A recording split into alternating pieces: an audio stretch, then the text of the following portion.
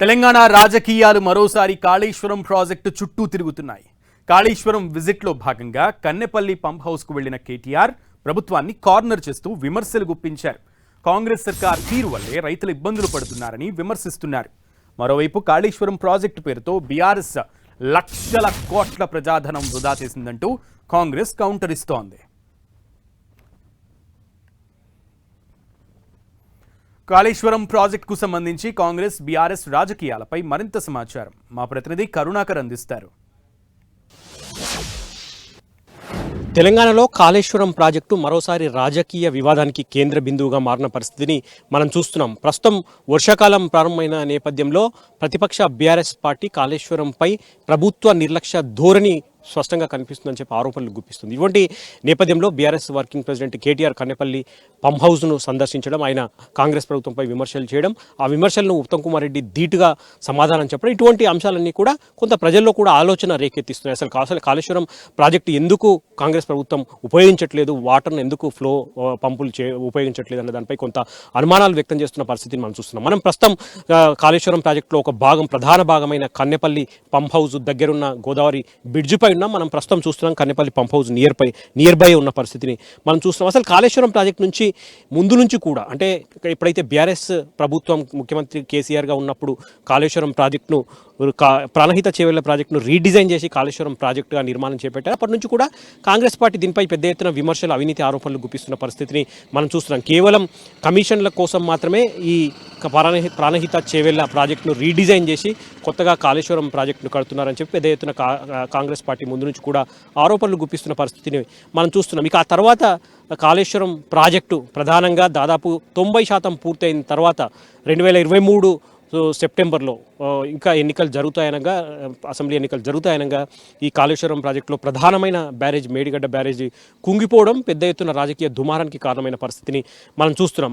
ఆ డ్యామేజ్, అంటే పెద్ద ఎత్తున మేడిగడ్డ బ్యారేజ్ కుంగిపోవడం పెద్ద ఎత్తున బీఆర్ఎస్ పార్టీకి డ్యామేజ్ కూడా చేసిందని చెప్పవచ్చు. ఎందుకంటే ఎన్నికల్లో చూసాం మనం, స్పష్టమైన మెజార్టీతో కాంగ్రెస్ పార్టీ గెలిచింది, బీఆర్ఎస్ పార్టీ ప్రతిపక్షానికి పరిమితమైన పరిస్థితిని మనం చూస్తున్నాం. అప్పటి నుంచి కూడా కాళేశ్వరం ప్రాజెక్టుపై పెద్ద ఎత్తున విమర్శలు వెలువెత్తుతున్నాయి. ఆ తర్వాత కాంగ్రెస్ పార్టీ అధికారంలోకి వచ్చిన తర్వాత దానిపై నేషనల్ డ్యామ్ సేఫ్టీ అథారిటీ విచారణ జరపడం, సిడబ్ల్యూసి నివేదిక కావచ్చు, ఇంకా విజిలెన్స్ నివేదిక కావచ్చు, ఇటువంటి చాలా అంశాల్లో విచారణ జరిపిన తర్వాత కావచ్చు, లేకపోతే ఆయా నివేదికలను బట్టి కాంగ్రెస్ ప్రభుత్వం కాళేశ్వరం ప్రాజెక్టును ఉపయోగించకుండా పక్కన పెట్టిన పరిస్థితిని మనం చూస్తున్నాం. ఎక్కడ కూడా పంపులు ఆన్ కావట్లేదు. ఎందుకంటే కాళేశ్వరం ప్రాజెక్టుపై ముందు నుంచి కూడా బీఆర్ఎస్ పార్టీ చాలా గొప్పగా చెప్తూ వస్తుంది. ఎందుకంటే గొప్పగా కూడా పేరు తెచ్చుకుంది కూడా. ప్రపంచంలోనే అతిపెద్ద మల్టీ స్టేజ్ లిఫ్ట్ ఇరిగేషన్ ప్రాజెక్టులో కాళేశ్వరం ప్రాజెక్టు ఒకటి అని చెప్పి చాలా సందర్భాల్లో మనం చెప్పుకుంటున్న పరిస్థితి మనం చూస్తున్నాం. రోజుకు 2 టీఎంసీల నీటిని ఎత్తిపోసే విధంగా ఈ ప్రాజెక్టును బీఆర్ఎస్ ప్రభుత్వం కేసీఆర్ డిజైన్ చేసిన పరిస్థితిని మనం చూస్తున్నాం. మొత్తం 3 మేడిగడ్డ, అన్నారం, సుందిల్ల 3 ప్రధానమైన బ్యారేజీలు కావచ్చు, లేకపోతే 20కి పైగా భారీ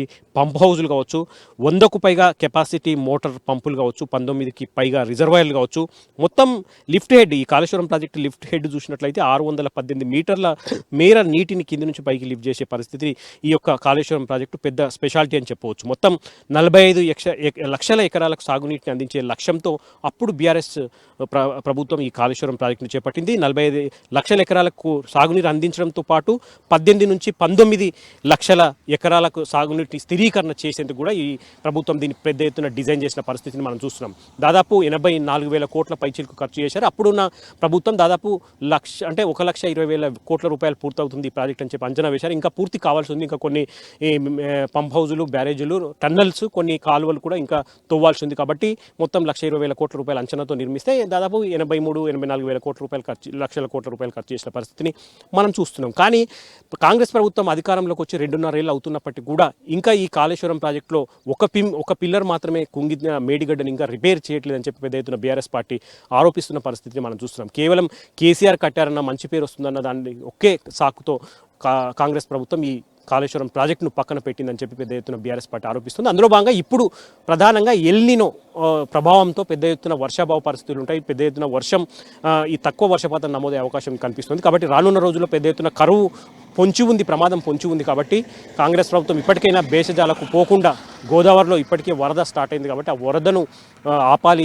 కన్నెపల్లి దగ్గర వరదను ఆపి పంపులు స్టార్ట్ చేసి వెంటనే ఆ నీరంతా కూడా ఇతర బ్యారేజీల ద్వారా సాగునీటి ద్వారా రైతులకు అందించాలి, పంట పొలాలకు అందించాలని చెప్పి బీఆర్ఎస్ పార్టీ డిమాండ్ చేస్తున్న పరిస్థితిని మనం చూస్తున్నాం. కానీ ఉత్తమ్ కుమార్ రెడ్డి కావచ్చు, లేకపోతే కాంగ్రెస్ ప్రభుత్వం కావచ్చు, బీఆర్ఎస్ చేస్తున్న ఆరోపణలు విమర్శలు సమర్థవంతంగా తిప్పికొడుతున్న పరిస్థితిని మనం చూస్తున్నాం. ఎందుకంటే ఇప్పుడు కన్నెపల్లి దగ్గర కావచ్చు, మిగతా బ్యారేజీల దగ్గర ఏమాత్రం గోదావరి నీటి ప్రవాహాన్ని ఆపలేమని చెప్పి అందుకు ఎన్డీఎస్ఏ కావచ్చు, సిడబ్ల్యూసి తమకు స్పష్టమైన ఆదేశాలు, సూచనలు ఇచ్చింది. కాబట్టి వాళ్ళు మళ్ళీ నివేదిక ఇచ్చి అక్కడ రిపేర్, ముఖ్యంగా మేడిగడ్డ కుంగిన పిల్లర్ రిపేర్ చేసిన తర్వాతే ఆ నీటిని పంపులను ఆన్ చేస్తాం. అప్పటి వరకు ఆన్ చేయం. లేదంటే ఒకవేళ ఆ ప్రవాహాన్ని ఆపితే కనుక కింద భద్రాచలంలో ఉన్న 40 గ్రామాల ప్రజల ప్రాణాలకే ముప్పు ఉంది. కాబట్టి మాకు ప్రజల ప్రాణాలే చాలా ముఖ్యం. కాబట్టి ఈ రాజకీయ ప్రయోజనాలు మాకు ముఖ్యం కాదని చెప్పి చాలా స్పష్టంగా కాంగ్రెస్ ప్రభుత్వం చెప్తున్న పరిస్థితిని మనం చూస్తున్నాం. ఇటువంటి అటు బీఆర్ఎస్ పార్టీ కావచ్చు, ఇటు కాంగ్రెస్ ప్రభుత్వం కావచ్చు, విరుద్ధమైన ఆరోపణలు, స్పష్టమైన విమర్శల నేపథ్యంలో మరోసారి కాళేశ్వరం ప్రాజెక్టు ఈ రాజకీయ దుమారం చుట్టూ కేంద్ర బిందువుగా మారిన పరిస్థితిని